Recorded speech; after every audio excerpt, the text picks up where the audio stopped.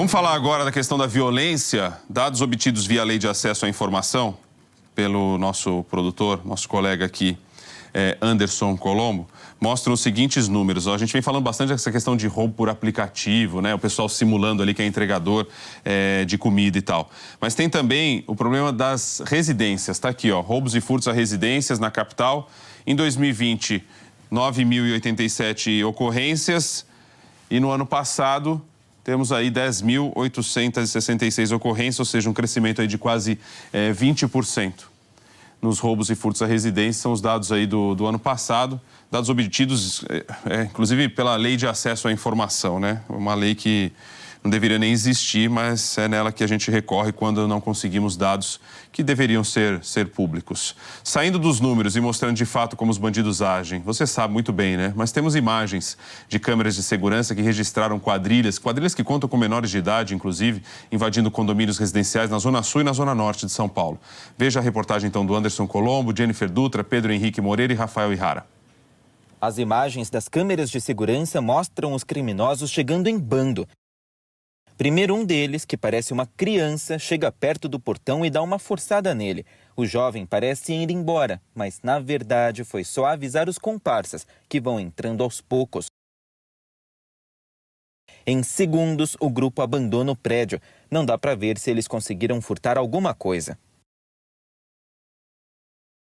Esse outro registro pegou o momento em que os bandidos iam embora. Eles se espremem na frestinha do portão para levar uma bike, 2 capacetes, uma mochila e mais uma bicicleta. Mais um flagrante. 6 rapazes tentam forçar os 2 portões, mas só conseguem abrir o da direita, às 10h58 da noite. Exatamente 1 minuto depois, eles deixam o prédio levando pelo menos 2 bicicletas e um capacete. Todos esses flagrantes são de condomínios da rua Feliciano Bicudo, na Vila Pauliceia, zona norte da capital. Uma via sossegada, que praticamente só tem prédios e casas residenciais. Mas a calmaria, infelizmente, é reflexo de uma vida enclausurada atrás de muros altos, cercas e portões elétricos, alarmes e câmeras de segurança. Com tantas barreiras de proteção, fica difícil conhecer quem mora nessa região. E os vídeos que você acabou de ver ajudam a entender o porquê. Nossa equipe está há horas na rua. A gente foi até lá em cima, veio descendo, tocando campainha, tentando conversar com os poucos pedestres que passavam pela calçada, mas pouquíssimas pessoas querem conversar com a gente. A turma tem medo de aparecer e falar sobre essa insegurança. A Anete foi uma das únicas corajosas que toparam falar do clima que tomou conta da rua. Nós temos um quartel aqui próximo. Eu cheguei até uma vez na ocasião, porque eu chamei uma polícia e também com coisas suspeitas aqui e não vieram. Eu já até me sujeitei a falar assim, olha, se vocês quiserem eu busco vocês aí. Mas mesmo assim, às vezes eles não vêm. A gente não tem a segurança do Estado, mas a gente tem que botar do nosso bolso. E ela tá para ganhar novos vizinhos. A Patrícia é corretora de imóveis, veio mostrar uma casa para o cliente e estava pensando na resposta que vai dar quando ele perguntar sobre a criminalidade no bairro. Eles querem sempre uma casa fechada, com alarme, portão automático, porque aí inibe o bandido, né? Ele poder chegar e aí ter que abrir um portão manual. Então tem muitas pessoas que investem na cerca elétrica, câmeras, para poder ficar monitorando. Quando não tem, eles pedem para o proprietário fazer. E não faltam casas e apartamentos à venda. Gente que se cansou de ver cenas como essas.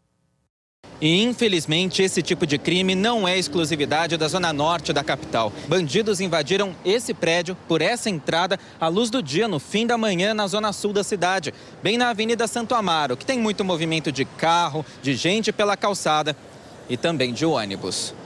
E isso tudo não inibe os criminosos, assim como as câmeras de segurança que registraram toda a ação dos bandidos.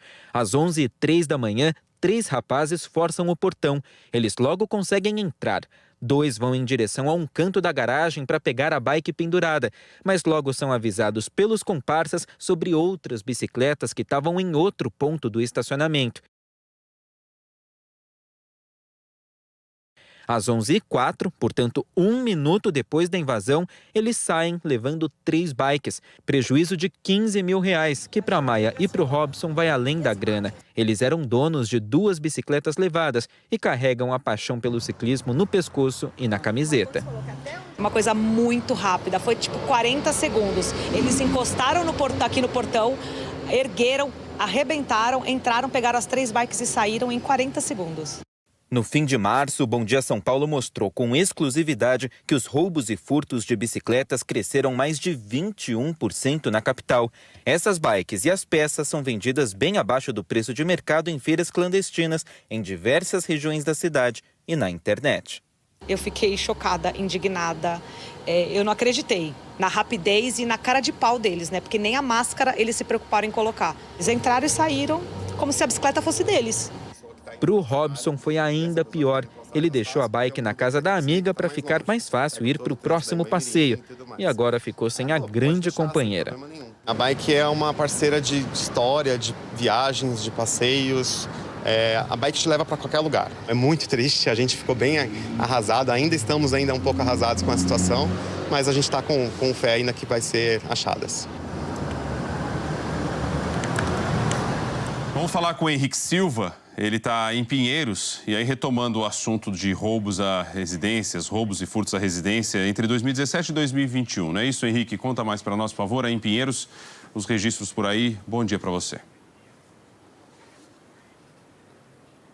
Bom dia, Rodrigo. Bom dia a todos. A gente acompanhou há pouco, né, na reportagem do Rafael Ihara, que a insegurança, por conta disso, é muito grande, né? As pessoas ficam com medo, né? Como no depoimento de uma das moradoras. As pessoas ficam com medo de fazer esses registros e, mesmo assim, os números são bem altos. São muitos registros, principalmente aqui no DP de Pinheiros. Se a gente pegar aqui, a gente tem alguns dados para falar sobre esses números. Os exemplos das 5 delegacias que mais registraram. Por exemplo, aqui em Pinheiros, que é o 14DP, ficou em primeiro lugar, foram 1.246 ocorrências registradas. Isso é que as pessoas registram, né? Tem muita gente que, por conta desse medo, por conta dessa insegurança, ainda não registra. Em segundo lugar, tem o DP da Vila Gustavo, na Zona Norte, que Zona Norte é o local onde o Rafael gravou a reportagem, onde tem mais flagrantes disso, né? Tem 1.207 ocorrências. Já o terceiro é da Vila Clementino, que é na Zona Sul, com 1.204 ocorrências. O 73DP, no Jaçanã, também na Zona Norte, registrou 1.185 ocorrências.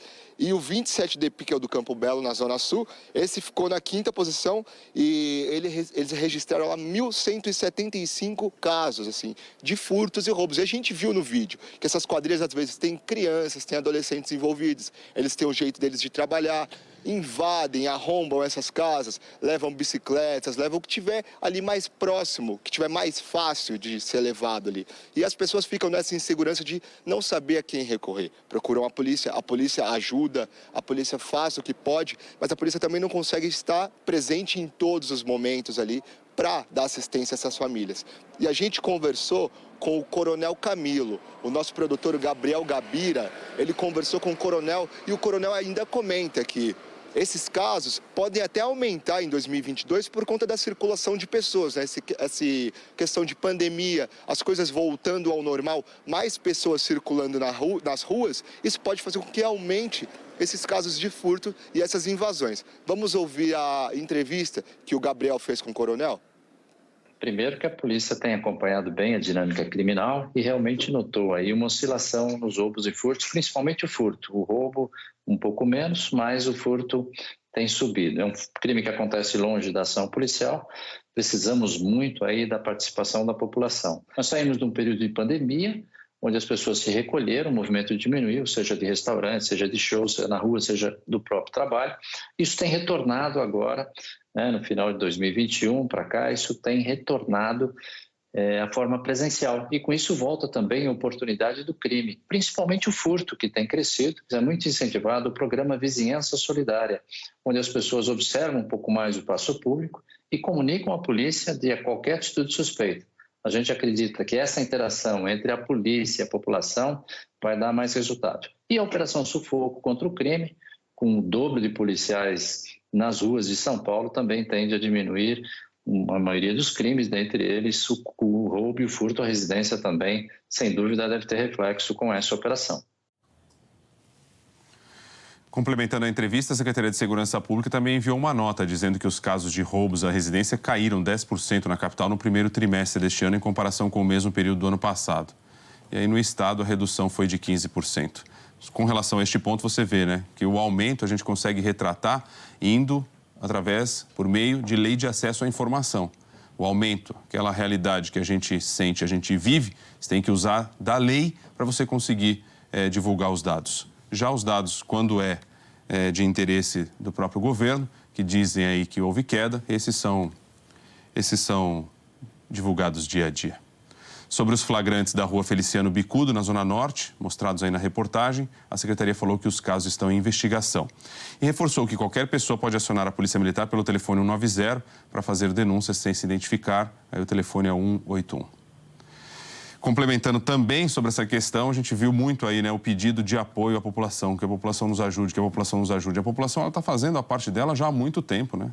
Quem pode vivendo dentro das grades, dentro dos carros blindados, dentro cercado de alarmes, de câmeras de segurança que registram todos os assaltos. A população está fazendo a parte dela já,